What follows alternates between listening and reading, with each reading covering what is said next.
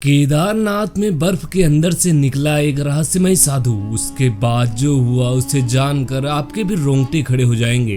दोस्तों, आप जानते हैं कि पुराण कथा के अनुसार हिमालय की केदार श्रृंग पर भगवान विष्णु के अवतार नारायण ऋषि प्रभु शिव की तपस्या करते थे। उनकी आराधना से प्रसन्न होकर भगवान शंकर प्रकट हुए। नारायण ऋषि ने उनसे मांगा कि भगवान विष्णु वहां के बर्फ का ज्योतिर्लिंग बनके प्रस्थान करें। उनके प्रार्थना अनुसार प्रभु शिव वहां ज्योतिर्लिंग के रूप में स्थापित हो गए। यह स्थल केदारनाथ पर्वतराज हिमालय के केदार नामक पर उपस्थित है। तो दोस्तों, इस वीडियो में आगे बढ़ने से पहले महादेव के सच्चे भक्त कमेंट बॉक्स में जय केदारनाथ बाबा जरूर लिखें और चैनल को सब्सक्राइब करना न भूलें। राजस्थान के जैसलमेर से आए हुए 5 युवक जो गर्मी से परेशान होकर किसी ठंडी जगह पर जाना चाहते थे, वो आ पहुंचे उत्तराखंड में स्थित केदारनाथ, जो प्रभु शिव का विशाल मंदिर केदारनाथ मंदिर के नाम से जाना जाता है। उन्हीं युवकों में से एक युवक, जिसका नाम विशाल था, जो बाकी सबसे थोड़ा कम धार्मिक था, वो एक दिन सुबह अपने साथियों को छोड़कर खुद निकल जाता है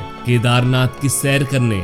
रास्ते में जाते वक्त एक बोर्ड दिखाई देता है। उस बोर्ड पर चेतावनी थी, लेकिन उस बोर्ड को अनदेखा करके विशाल उस कुएं की ओर बढ़ता है। उस कुएं के पास जाके जब वो कुएं की तरफ देखने की कोशिश करता है तो उसे कुछ दिखाई नहीं देता, उसकी परछाई भी नहीं। फिर वो कोशिश करता है, लेकिन दोबारा भी उसे कुछ नहीं दिखता।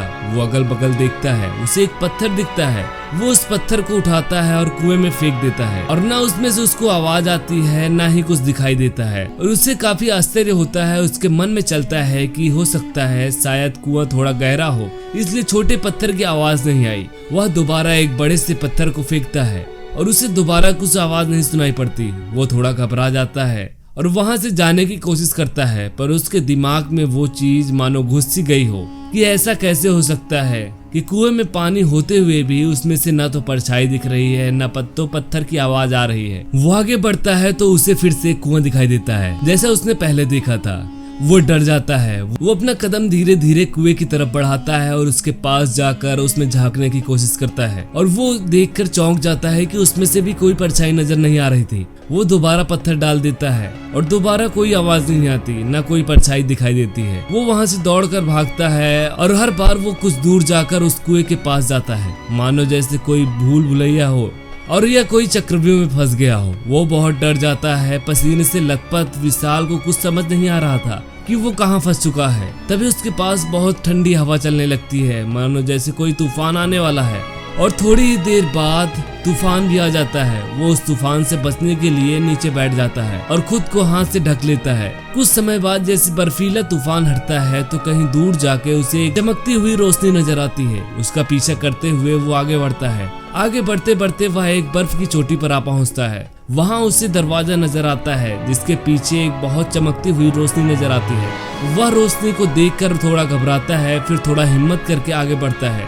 उस दरवाजे को हटाने की कोशिश करता है, पर दरवाजा बर्फ के कारण हटने का नाम ही नहीं लेता। कई बार प्रयास करने के बाद वो हार जाता है। तब एक आखिरी बार भगवान शिव का नाम लेकर उस दरवाजे को खोलने की कोशिश करता है और दरवाजा खुल जाता है। विशाल ये देखकर दंग रह जाता है और काफी खुश भी हो जाता है। उसमें से आती हुई रोशनी अभी एकदम साफ साफ विशाल के सामने थी। अब उस रोशनी की आवाज भी उसकी तरफ बढ़ रही थी, मानो जैसे कोई ओम नमः शिवाय, ओम नमः शिवाय, ओम नमः शिवाय का जाप कर रहा हो। विशाल आगे बढ़ता है, देखता है कि एक साधु जो बहुत बूढ़े होने के बाद ओम नमः शिवाय का जाप किए जा रहे हैं। उसके हाथ देखकर विशाल दंग रह गया। उसके बड़े बड़े नाखून, बड़ी बड़ी दाढ़ी और बहुत बड़े बड़े बाल थे, मानो वो कई वर्षों से वहीं पर बैठकर जप कर रहा हो। विशाल आसपास देखता है तो उसे एक शिवलिंग दिखाई देता है, जहां लिखा था केदारनाथ प्रभु शिव का ज्योतिर्लिंग। विशाल ये देखकर भी दंग रह जाता है और आश्चर्यचकित हो जाता है।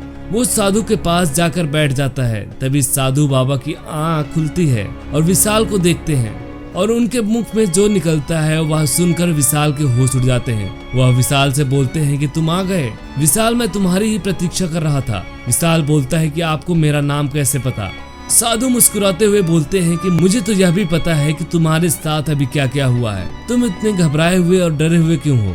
तुम चिंता मत करो, तुम अभी भगवान शिव के चरण में हो। तुम्हें डरने की कोई आवश्यकता नहीं है। तुम जानते हो कि उस कुएं को क्या बोलते हैं? उस कुएं का नाम चंद्रकूप कुआं है, जिसे खुद भगवान चंद्रमा ने अपने श्राप की मुक्ति पाने के लिए बनाया था। उसकी खास बात यह है कि जब आप उस कुएं को झांकोगे तो ना तो आपकी परछाई दिखेगी और ना ही आप उसमें कुछ डालोगे तो आवाज सुनाई पड़ेगी।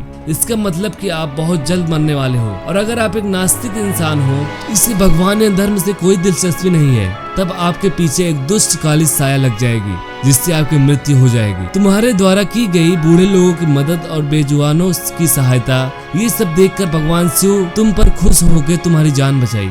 इतना बोलकर वह साधु वहां से उठकर चला गया और जाते हुए उन्होंने विशाल को एक माला दिया और बोला कि तुम यह माला अपने पास रखना, यह तुम्हारी रक्षा करेगा। यह बोलकर साधु वहां से चले गए। विशाल वहां से भगवान शिव का आशीर्वाद लेके अपने घर की तरफ जाने लगा। रास्ते में न तो उसे कोई कुआं दिखाई दिया न कोई साया। घर आकर जब ये घटना अपने दोस्तों से बताई तो उसके दोस्तों का मानना था कि वो कोई आम ऋषि नहीं बल्कि ऋषि नारायण थे। दोस्तों, हमें अपने जीवन में हमारे प्रभु की पूजा और अपनी श्रद्धा रखनी चाहिए और हमें हमेशा अच्छे कर्म करने चाहिए, तो भगवान हमेशा हमारा साथ देंगे। तो दोस्तों, आपको यह वीडियो कैसे लगे हमें कमेंट करके जरूर बताएं और ऐसे अमेजिंग वीडियोस देखने के लिए चैनल को सब्सक्राइब जरूर करें। हर हर महादेव।